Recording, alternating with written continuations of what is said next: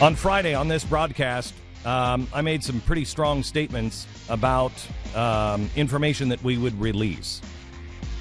Well, it is now time to release it. The government has not come clean, nor has really any of the mainstream media. Some of this information has now come out over the weekend. Some of it came out in dribs and drabs last week, and immediately the government tried to discredit it.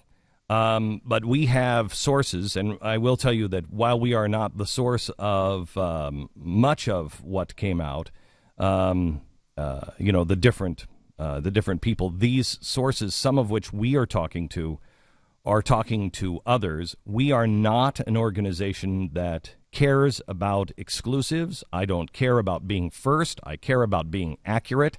I also held this information as long as we could from you, because I think it would have been much better if CNN, ABC, and NBC would have broken this. And I also think it would have been much better if the federal government would have come out.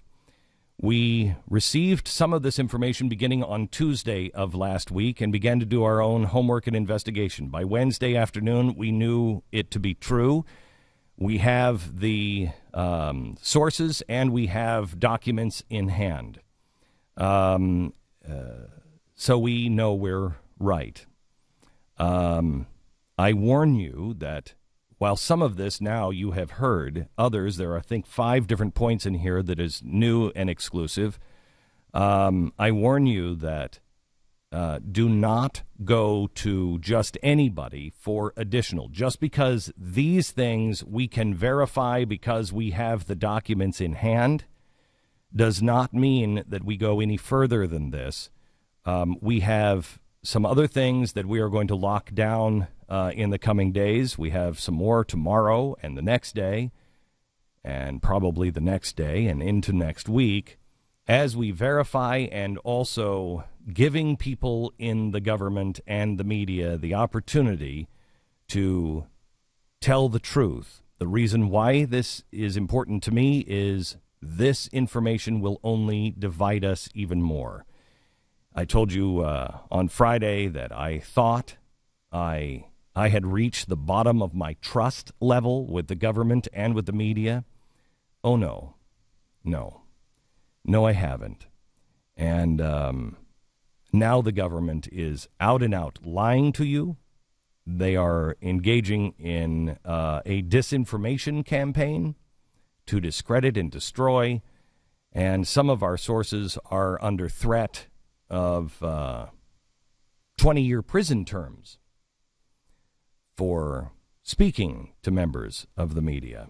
I can just tell you that there are brave Americans that are at the highest levels that are begging you to listen and to take action and call your congressman and call your media centers and say, why aren't you doing something about this? While the media continues to look at what the causes were of these 2 guys, there are, at this hour, three people involved in the bombings in Boston. The first one is the one we're going to address. You know the other 2, they were caught on Friday. But the first one was caught on Monday. And we don't know at this point. I can speculate, but I won't at this hour. I can speculate, and I bet you can draw your own conclusions as well as how he was involved. But we do know that he was involved. You can ask yourself this question: how many times does lightning have to strike in the first place for this guy to be at the scene of the crime and in the hospital and not involved? On Monday, following the bombings, a Saudi national was taken into custody in the hospital, having been injured in the blast. This is according to 2 FBI sources to the Blaze. They used the term "in custody." That evening, his Revere apartment was searched and property was taken out, according to an NCTC source. NCTC is the National Counterterrorism Command Center or something. I don't know. These are the people that Make sure everybody's talking to each other. This is the group that makes sure that everything is coordinated. It is the main center. In exclusive timeline details now, the next day, Tuesday, the NCTC issued an event file. An event file is very important. An event file means we have a terrorist. An event file calling for his deportation using Section 2123B. If you listened to me on Friday, the reason why I said 3, I said he's a very bad man, was to send a message to those in the Department of Homeland Security and in the administration. We knew he was a 3B status. 3B is about as bad as they come. This is somebody, if you get a 2123B tag, it means that you have demonstrated yourself to be a proven terrorist and engaged in proven terrorist activity. It was created by the NTC Field Watch commander at 4 p.m., and he was tagged as a 3B. These documents are time-stamped.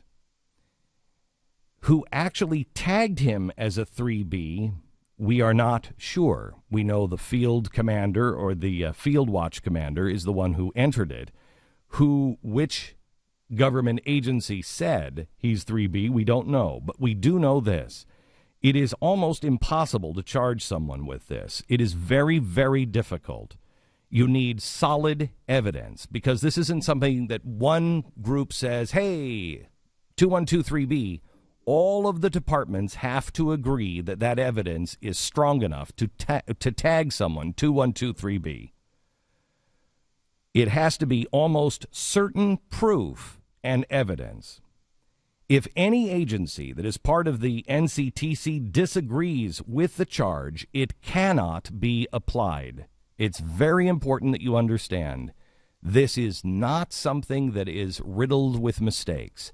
If you had a 2123B, if one person objects and says that's not right, you are not allowed to tag him with that. It's a huge burden of proof. It is the equivalent in civil society of charging someone with premeditated murder and seeking the death penalty. So nobody called up and said, hey, 2123B, put it on, and we'll take it off later. Now, Tuesday, this happened on Tuesday. As soon as that happened, Tuesday morning, Secretary of State John Kerry meets with the Saudi Foreign Minister, Saud. The meeting is abrupt, and it is closed to the media. Tuesday, after that meeting, the FBI starts to backtrack from the suspect, saying he's no longer a suspect, he's a person of interest. Then he's no longer a person of interest, he's a witness. Then he's a victim, and then he's a nobody. Wednesday afternoon, the president has a chance encounter with the Saudi Foreign Minister Saud again, and the Saudi ambassador Adel Al-Jaber. They say this was about new developments in Syria. Do not believe it. Exclusive now from the Blaze, updated information.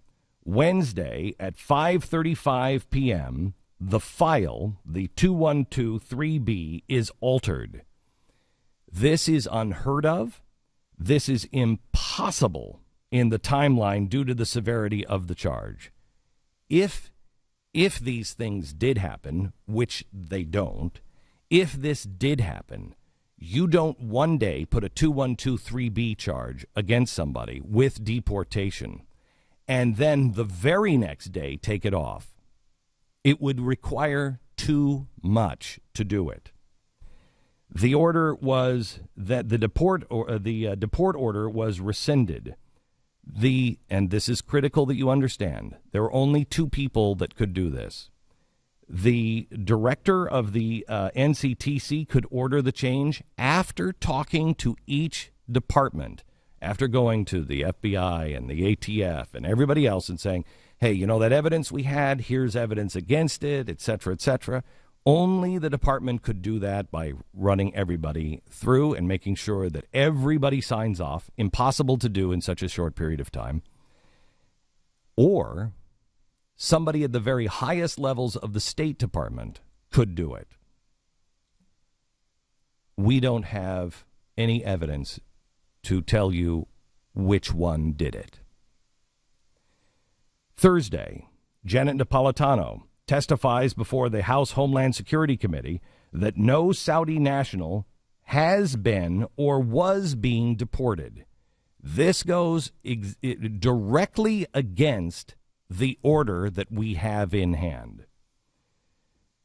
Exclusive information now from the Blaze. Congressman Duncan is in possession of the original event file, along with members of the House Homeland Security Committee, Congressman King, McCall, and Miller.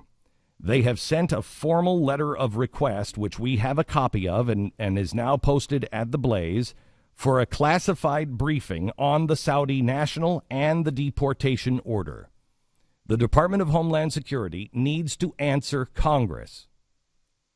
Another exclusive now from the Blaze that was just reported on Fox Radio. Let me read it from Fox Radio. The Saudi national who was initially detained and then ruled out as a suspect in the Boston Marathon terrorist attack had been flagged on a terror watch list. Let me report. Had been flagged on a terror watch list and was granted a student visa without being properly vetted.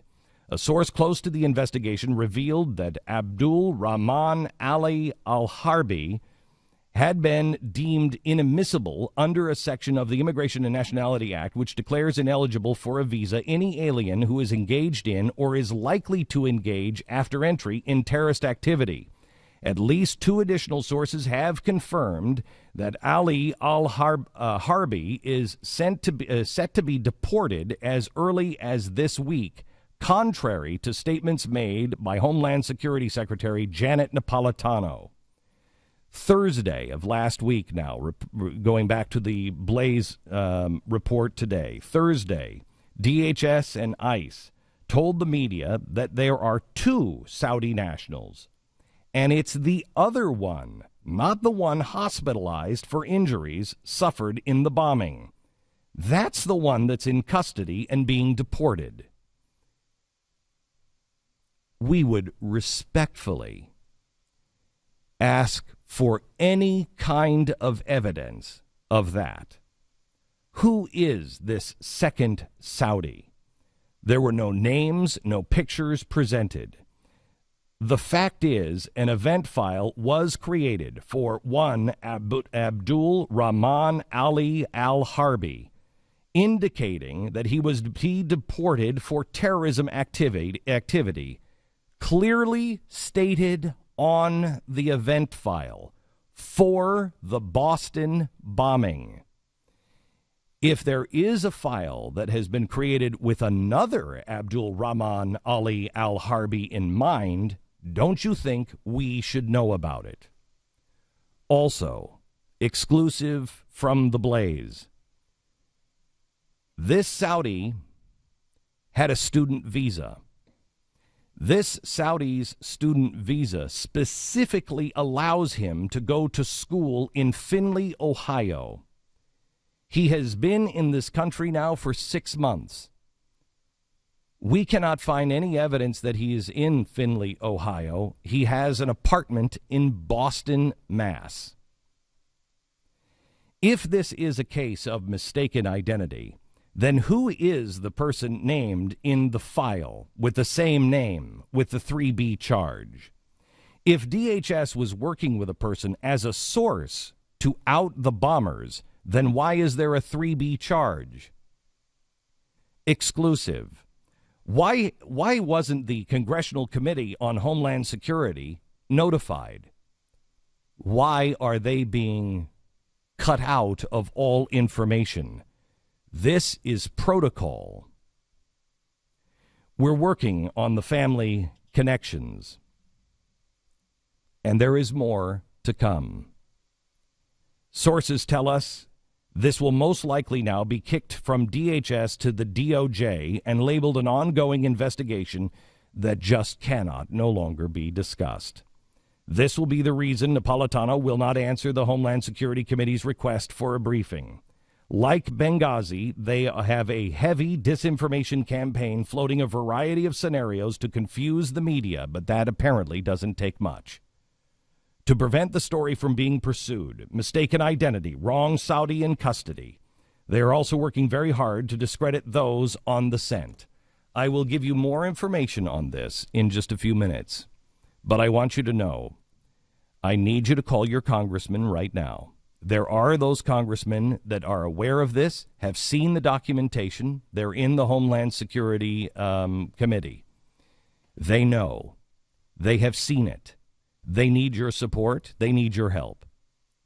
If the American people do not stand up and they do not demand justice to be done and they do not demand information on where this Saudi is right now, our sources tell us there's one of two things. He's either on a plane tomorrow or he is already gone. We want to know where he is. We demand answers from the Justice Department and from this administration. You call your congressman right now and you ask them, are you aware of this information? If not, talk to the Homeland Security Committee. And if you are not on top of this and making this your first priority today, I want to know why. Call them now. I will give you more information and why this is happening, and also the media and how they responded behind the scenes, coming up in a few minutes.